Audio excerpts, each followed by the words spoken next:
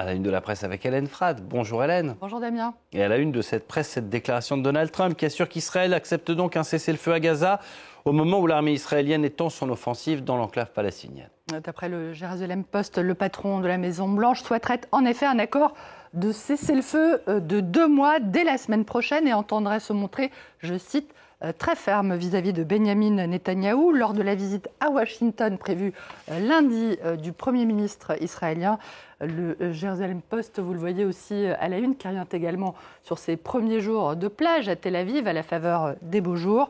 Une image d'insouciance qui tranche avec le désespoir des Gazaouis à moins d'une centaine de kilomètres de là.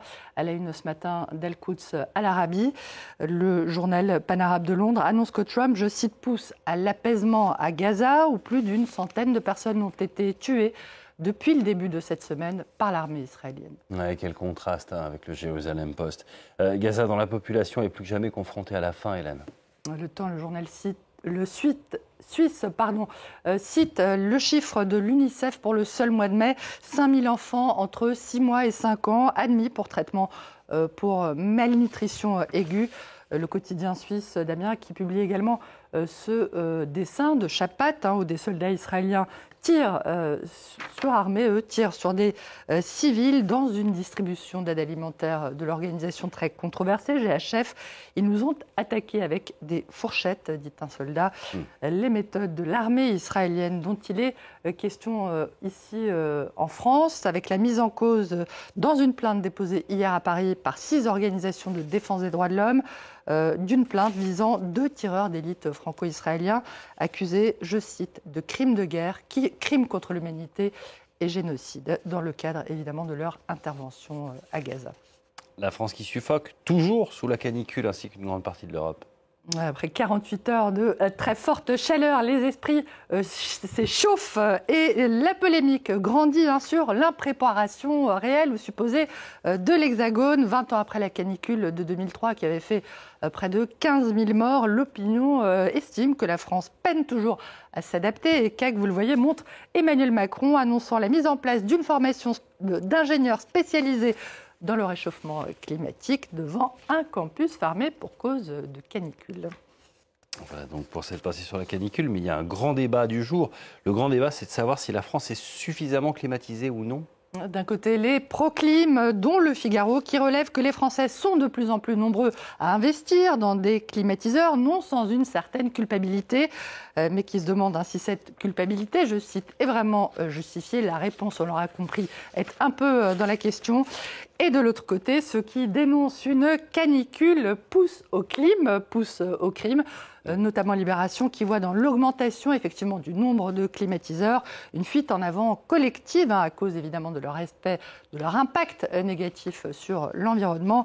Et le débat, Damien, n'enflamme pas que les journaux. Team Clim contre Team Fenêtre ouverte. Les Échos racontent comment la canicule fait monter parfois la température entre collègues dans les bureaux, comment le réglage de la climatisation peut générer des tensions. Particulièrement en open space, n'est-ce pas Damien, ou en studio. Et oui, on ne joue pas vraiment dans la même équipe, vous et moi, mais je vous aime bien quand même.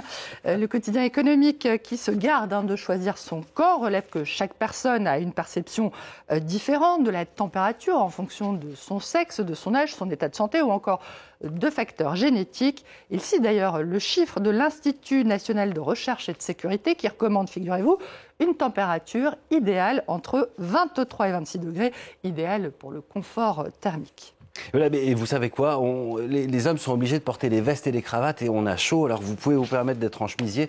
J'en appelle un peu à la direction aussi, peut-être qu'on pourrait nous alléger un tout petit peu en cette période de canicule. Bref, le message est passé. Du confort thermique au coup de chaud, François Bayrou lui a échappé hier à sa 8e motion de censure déjà déposée contre lui depuis son arrivée à Matignon. Le site d'info Mediapart observe que la climatisation avait beau tourner à plein régime hier dans l'hémicycle, la température n'a cessé d'augmenter, la séance virant rapidement à l'affrontement entre le Premier ministre et la gauche, qui lui reproche, on le sait, l'échec du conclave sur les retraites.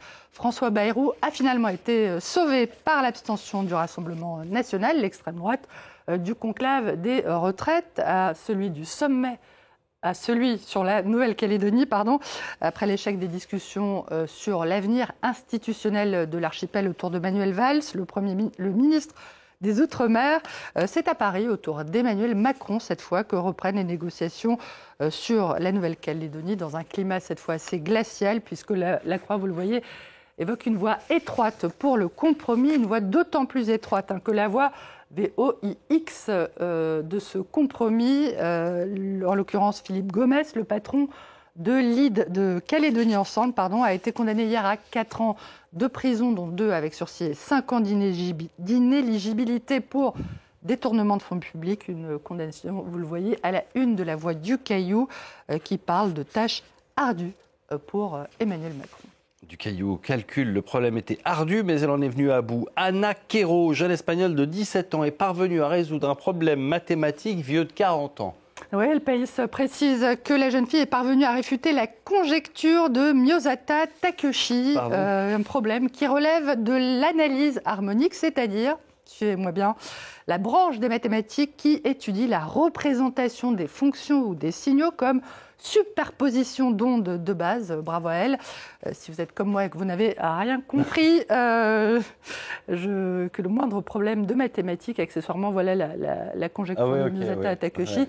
Voilà. Donc, si vous êtes comme moi avec le moindre problème de baignoire à remplir ou de trajet à parcourir tourne au casse-tête, je vous propose donc de jeter un cil au soir plutôt le journal belge, qui a peut-être une bonne nouvelle pour nous, quoique, puisqu'il fait état d'une étude qui a été publiée hier sur les liens entre l'activité cérébrale et les processus d'apprentissage. Cette étude ferait apparaître qu'une simple stimulation électrique, indolore bien sûr, d'une certaine partie de notre cerveau pourrait augmenter nos compétences en mathématiques, ou du moins en partie. Personnellement, je crois que je vais passer mon tour. Oui, moi aussi. Merci Hélène. Tant pis pour nous. C'est pour ça qu'on n'a pas choisi de faire de maths. Merci encore pour cette revue de presse. Tout autre chose maintenant, avec un document qui nous